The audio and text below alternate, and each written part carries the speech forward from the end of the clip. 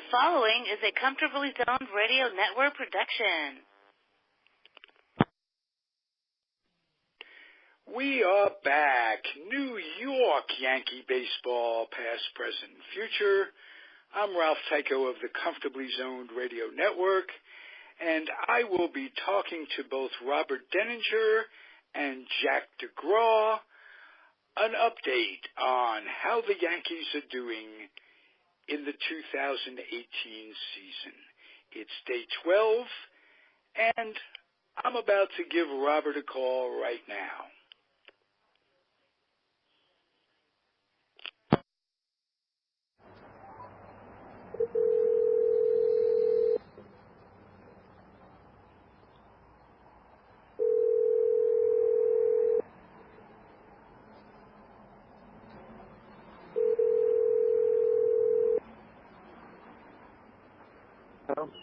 Hey, we are back. Yankee baseball, past, present, and future. And I've got Robert Deinger on the line. And we're going to say hello on a Saturday morning. How you doing, Robert? I'm doing good. How about yourself, Ralph? Good. I want to see how you're holding up under an adverse situation as a Yankee fan. You didn't expect this. This is kind of out of nowhere. A little bit, yeah. The pitching's been a little bit up and down for the Yankees. Okay, I'm more concerned, and I wonder if you felt the same thing about the apparent strength of the Red Sox in that division. Yeah. They look, I've been watching them a lot, and they really look solid. They're a scrappy team. I mean, they just they eat at you. They just pick and pick away. I mean, and their pitching. I know David Price had a little problem with his hand, but I mean they're a tough team, a really tough team. They are indeed. Getting back to the Yankees, is there any one thing, and everybody is talking in the papers that Aaron Boone, given the comparison, where would they be with Girardi at this point? And I'm just, it's not a right or wrong. It's nothing. Managing isn't something easily quantified one way or the other. I just want your opinion. You're watching this team as closely as anybody. Yeah, I think he's learning what it really takes to manage a pitching staff. I mean, it's one thing to, be in the booth and give your opinion, but to actually be the manager and have to make those moves, I think he's kind of learning on the job how to manage his staff. Mm-hmm. And like Tommy Talie, I mean, he's lost 4 or 5 miles on his fastball. And it seemed like last year when the Yankees acquired him, Girardi used him for 1 out, and then gradually he would use him for 2 outs, and then by the end of the season, he was pitching an inning. And it seems like Boone likes to go to Canelli out of the bullpen right away, where last year that was Chad Green's job. And I just think they might be using Canelli a little bit too much this season to start off the year. Okay, that's so I one think thing. he's learning. I think he's learning. Who to. I think it's going to take him a little while to learn who he can go to and who he can count on. Okay. How's the clubhouse? There are no rumblings or anything. He's not losing it from that standpoint. No, they appear to be holding together. I mean, the knock on Girardi was he was too intense. But, for the younger guys, right? Where Boone's more laid back. But one thing I've noticed, it looks like the Yankees are lacking a little intensity to start off the season. Okay. I will have to say D.D. is a better shortstop than I ever thought he'd turn out to be. Do you agree with that? Oh, absolutely. I mean, you can't tell sometimes. Guys coming out of the minors, a lot of it is confidence. but he's got body language now that he didn't have before. Yeah, he's got swag. Yeah, and that's nice to see, because he looked like one of those guys that would be eaten up by New York, and it's not an easy town to play in. And let's face it, one way or the other, I thought Jeter stayed a little bit longer than he might have in terms of, we hardly knew you, that kind of thing. Yeah. He had lost a lot of range towards the end. But nevertheless, this kid's replacing a Hall of Fame legend. And, by my saying Jeter lost a lot of range, there are people throwing the radio. Well, he was the greatest, this and that. He was terrific. He just, it wasn't that. It was he was 35, 36, whatever it was, and it just catches up with all of us. I know it's about to catch up with me someday. So, it's just the way of it, and to come in and to handle himself the way he did, all the way along the line, and to grow the way he is now, he's got my vote. Yeah, I mean, in 2015 when he took over as a shortstop, he batted .265 with 9 homers and 56 RBIs. And since then, his batting average went up .278 to .287 last year, and this year he's off to another great start. And and it's in the field that I'm thinking about too. Oh yeah, he made a couple of plays the other day that were just incredible, including almost turning that double play from sitting on his backside. Right, and there was another play when he came flying over second base, and he just threw. He was in the air, and he got more on the ball being in the air. He reminded me of Garcia Parra, who in his day had a gun of an arm. Yeah. And remember, there were those 3 shortstops that were Jeter, A-Rod, and Nomar. Right, and of the 3 of them, I think that Garcia Parra had the better of the arm, and Didi just reminded, it was all arm. He was in the air totally and not planted at all, and just threw a bullet. So I attribute his maturity, and that's what's keeping it all together. If they can be expected, and they are, to gel. This is what, 10, 11 games of the season. Yeah. They're going to be expected to gel. Hicks is coming back.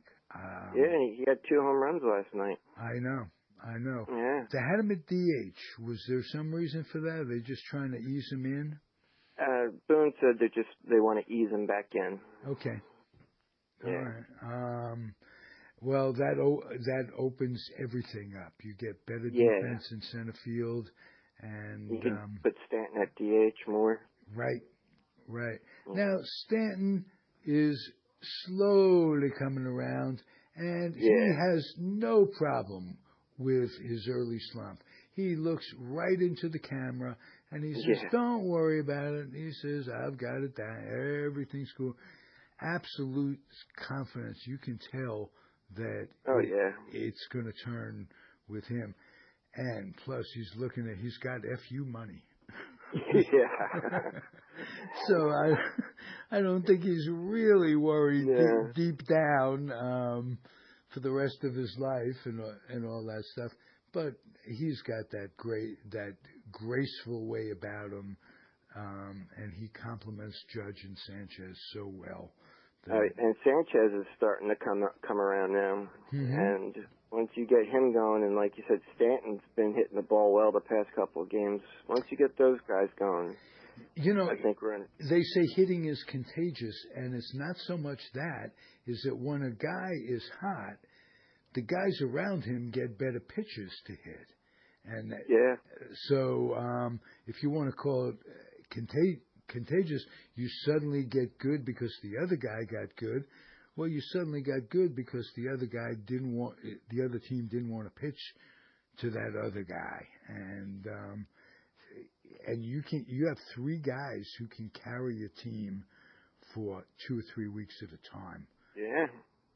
To say nothing again of Hicks and Bird and Walker's versatile. He's helped them. He seems to be all over the place. Yeah. They needed that in today's day and age when you're carrying as many pitches as you carry. Your bench has got to be versatile. And, absolutely. And I think Boone knows that more. That's the advantage with Boone. You got a guy like a position player, not taking anything away from Girardi, sitting, but I'm looking at the idea in today's day and age. Boone was versatile. He played second and third and what have you, and he's more somebody who did that is more apt to recognize the advantages that it can be to a ball club. So, if you want to look at it from the standpoint of Boone, played more recently than Girardi, and remember how many years did Girardi manage? Cashman's 10. Cashman's been there 20. The game changes. A guy starts managing, and I'll bet there are some managers who can, in the course of their career, guys like Bochy and what have you, can change and adapt to the flow of the times. And maybe it's better, just from the standpoint, Girardi, he might have been getting stale. As you say, he was awfully intense. He had that look about him of, I'm on the Titanic. He had that look last year. Right. Like, what is happening at all? And he shouldn't have. You would think that if he didn't have that look, and if he was more comfortable with the success of it, he would have still been there. But he was always like, his eyes were looking around like, who's going to be taking over and what have you. Again, a tough town to play in. So give him a lot of credit, you last 10 years, and following Joe Torre. And he'll be back somewhere next year. No question. No question. He's getting paid, isn't he? Isn't this... No, I think his contract ended last year, and they decided not to bring him back. Okay. But did a network hire him at all? I'm not sure. I think so, and I think I heard that when he left. That's why I said he must have landed on his feet in some way, because it sticks in my head that he was going to go on. Yeah, that's what I thought I heard too. All right, we got to get to the key moments, the key talking point of the 2018 season, and that is the Angels' Hohadi. Otana. He goes along with Cespedes, all these guys whose names I could never pronounce because I read and I skim stuff, and but I've watched him a number of times, both pitching and hitting. Hitting-wise, he hit a triple, and he went around the bases like nobody's business. He looked terrific. Pitching, what can you say? He's 2-0 with an ERA of 2.08. He reminds me of the kid that the Astros picked up and who pitched last night. Derek Cole? Yeah, Derek Cole. He's got pinpoint control. He uses the corners. He never comes back with the same pitch twice in a row. He is a master, and and the only thing he can't do is sell peanuts. Yeah, and in 3 games he has an ERA of 1.29. Garrett Cole. He just looks like a completely different pitcher this year at the Astros. I think more confidence, being on a good team. I think you're seeing what he can do. Right. It's going to be very interesting to watch them. They could be a dynasty for 3, 4, 5 years. Yeah. The Astros. They're solid all the way around. And any team with a double play combination like Altuve and Carrera, wow, that's something.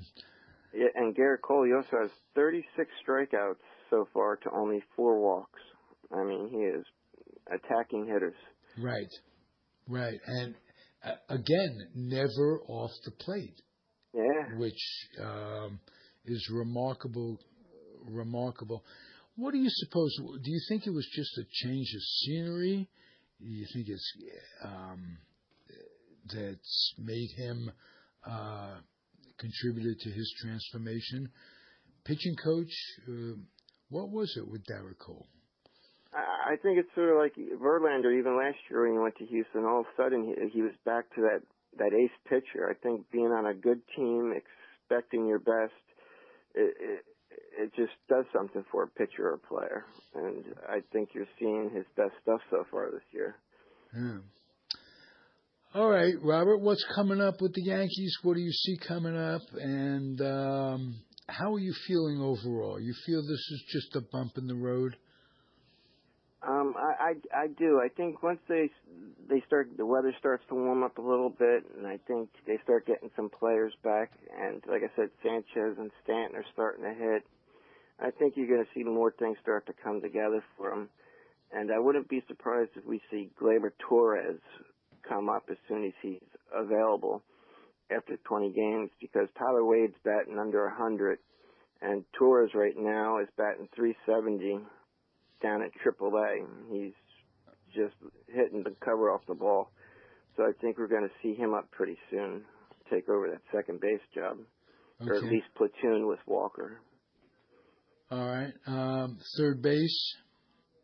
Jubal. How's Jubal doing? You mean Andahar or Drury? Andahar, he's doing okay. Looks like his swing's getting better. He hasn't really done what I expected him to do. I thought once he came up, he would claim that job for himself, but he's struggled a little bit. So I expect Drury to keep that job. You know, that was something I didn't understand. He really had a spring training going for himself, and I wonder if sending him out didn't really mess with his confidence or whatever. He seemed to handle it well. He seemed to hit well in AAA, and they brought him back up. And he's all right in the field, I'll tell you that. Yeah, because he's batting 156 in 8 games so far. I would expect him to. I was hoping he'd be someone who would contribute a little bit more offensively than he has. Very small sample size, though. Yeah, it's very small. Yeah. So let's hold off on making any judgments. Yeah. I'm happy to have Hicks back for the week. He's not scheduled to get hurt and pull a muscle until next Thursday. Yeah. so I'm enjoying the fact that he's in there. Hicks and Bird in there at the same time. That's a statistical anomaly. Things will catch up by Tuesday. All right, Robert. I enjoy listening to your analyzation, and as everybody knows, it's the Comfortably Zoned Radio Network. New York Yankee baseball, past, present, and future. I'll talk to you next week, my friend. Thank you, Ralph. Will do. I enjoy it. Adios. Same here. Adios, everybody.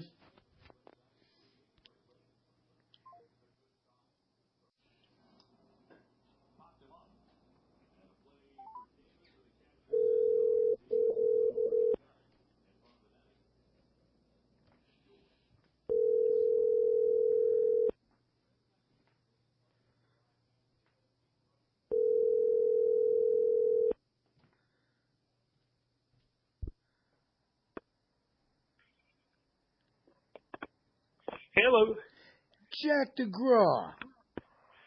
How are you, Ralph? I'm doing well. I'm hoping you can give us a few moments for a Yankee update. And these are a little bit harrowing of times, let's put it that way. But how do you feel? What's been going on? Well, they're going through some rough times, but I mean, over a course of a season, that's what happens. I mean, the season just started, so I'm not too concerned as of yet. Okay, well, I just want to tell you something. You reacted in the way that I thought you would. You're putting it all into perspective. It's 11, 12 games down. I mean, it's incredible to panic. But you know how the New York press is. They are really just overreacting the way I look at it. Aaron Boone is being questioned. Do you think that had they kept Girardi, they'd be any better off at this point? And does it really matter? Is he settling in? What do you think? I don't think it really matters. I think Boone is just settling in now. I mean, they're just finding their way around and stuff. I mean, they have a lot of sluggers, and you know how sluggers are. They're either at the top of the world or at the bottom. And, the pitching struggle a little, but I mean, you're playing baseball in 35, 40-degree weather. No question about that. Now, that's something that we have to look to the schedule makers. And even in the best of years, should they be playing baseball in the Northeast cities this early in the season?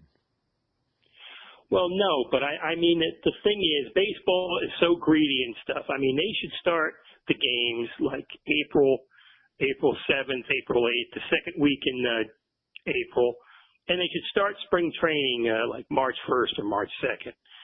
But, they don't play double headers. You don't have your Labor Day doubleheader, your July 4th doubleheader, the Memorial Day, and a Sunday doubleheader. You just don't have it anymore. And you mentioned they got rained out today. Spring training is becomes such a business that it's more important whether or not these teams are selling out for games, buying $10 beers and what have you, than proper preparation for the season. Let's put it that way. Well, I know, like the Yankees, they only had like a full squad 3 or 4 days, and then they played exhibition games. Right. Now, it used to be at least 2 weeks to get it together. You had pitches and catches coming in. 2 or 3 days later, the position players would start to wander in. Right now, those exhibition games are responsible for a decimal point in the bookkeeping system. And that's what's driving baseball. So we have to live with it. The good part is there's a pretty even playing field for that. There isn't some teams coming in early, this, that, and the other thing. So competition-wise, it's even. But it makes for a harrowing start when guys don't get enough innings, and we'll see what happens. I was talking to Robert Deinger, and I mentioned to him that D.D. Gregorius was the heart of your team right now. And I wonder if you agree with that. His progression has been terrific. Well, Didi's a special player. I mean, and he's only going to get better. And I hope, there's no talk of Machado next year and stuff. I mean, they have a great shortstop. And Didi's a special player. And the way he's gotten improved in the last few years is amazing. Oh, yeah, taking over for a legend. We were talking about that. Jeter wasn't at the top of his game when he retired, but he was still Derek Jeter. And to a New York Yankee baseball fan, you replace him, and you do it so effortlessly. You grow every year. His stats have improved every year, and defensively, he's really, really solid. So, hats off to him. You got Hicks coming back off the DL. They used him last night as a DH. I think they're just trying to ease him in. What do you say? Well, I think right now when he's the starter and stuff with all the injuries they've had. I mean, I like Hicks as a player, and I don't know what's going on with Frazier and Ellsbury. The injury that concerns me is Drury. We don't know what's going on with him. I mean, he's had dizzy spells, he says, for 6 years, and he can't see. His blurred vision. So who knows what that is? That might be a career ender.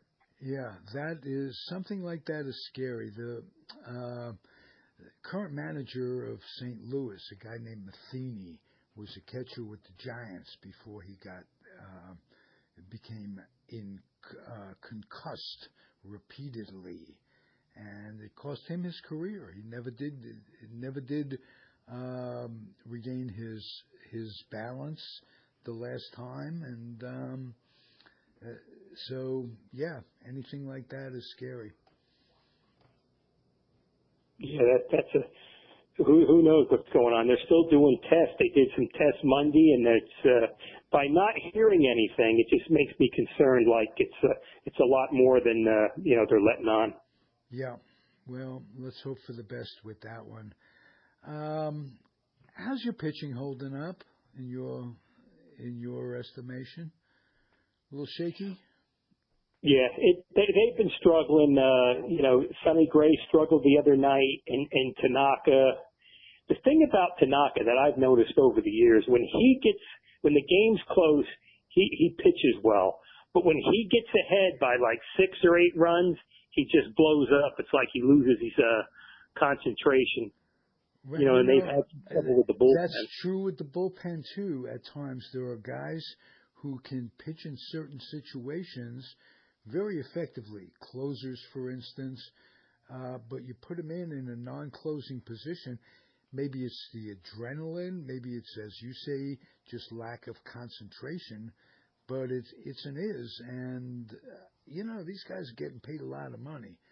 Hang in there for like 2 or 3 hours a day with this thing, and it'd be nice to get their full attention for a 2 or 3 hour period of the day. just as fans, that's all. Just as fans. So, anything you're worried about long term? Well, the one thing, Ralph, I think one of the important players that the Yankees will have on their roster is on another team now, because I think eventually they will get some more pitching. They will trade for pitching. I mean, that could be at the All-Star break, or who knows. But I think eventually they'll pull a trade, and they'll get a starter. Okay. Now, was the player we were talking about, Frazier, the third baseman with the Mets? I'm talking about Clint Frazier. Todd Frazier is the Mets are incredible. Yeah, they are, and I think it was a bigger loss to the Yankees losing Todd Frazier than at first we thought it would be. I'm a Met fan. I'm delighted the Mets got Todd Frazier, but he's good in the clubhouse, and I think the Yankees are going to miss him. That's all. Not that you can keep everybody, and they do have an abundance of riches. It would have been nice if they could have somewhere along that line gotten Ellsbury healthy enough, or finagled something to, eat part of his contract, or what, as Branch Rickey would say, sometimes addition by subtraction is good. And it would have been nice to free themselves from that contract, if speaking from the Yankee standpoint. Well, he's down here in Tampa now, so hopefully he'll be playing some games shortly. Getting to some rehab games. Okay.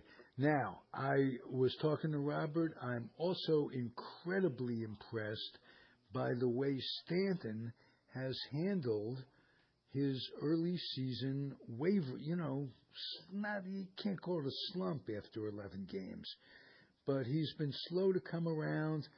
He hasn't missed a beat in terms of his confidence. He looks right into the camera. He says, I've got a handle on it. I know what's happening. I'm looking at the films. We're going to make a few little adjustments here and there. And he doesn't seem fazed by it at all. Well, he knows he's going to get 500, 600 at bats. So, I mean, there's no reason to panic after 50 at bats. And I mean, he's gotten off to a rough start. But, with a guy with that talent, if he just stays the course, he's going to hit his 40, 50 homers. Right. And he doesn't seem to be blaming anybody, and he doesn't seem to have his head down. And so much of it is confidence, and so much of it is just demeanor. New York's not an easy town to play in by any stretch of the imagination. No, they expect a lot up there. So yeah, and I'm glad to see he's not being eaten up by it. And he's had a few decent signs in the past few days that lead me to believe it's going to be cool. So, anything else that you want to mention in Yankeeville? What's coming up this week that you have your eye on? Well, not really, Ralph. I know they got rained out today in Detroit, and they're going to play a day-night doubleheader in Detroit in April. Wow. So,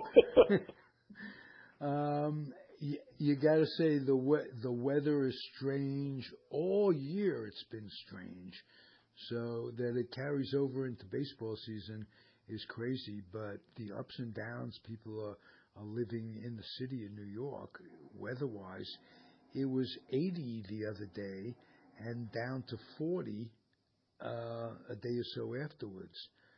That's abrupt weather, and it's a good thing there's no climate change going on in this country. Could you imagine how bad it would be if there were? Oh, yeah. All right, Jack.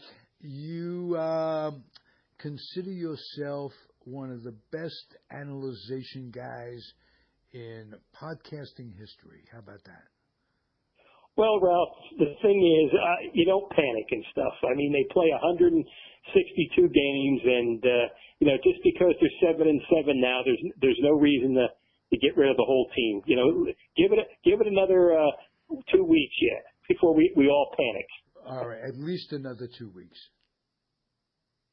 That's right. All right, Jack. Thank you, sir. This is the Comfortably Zoned Radio Network, New York City Baseball. Jack Degraw. See you next week, my friend. Thanks for everything, Ralph. Bye-bye now. Be well.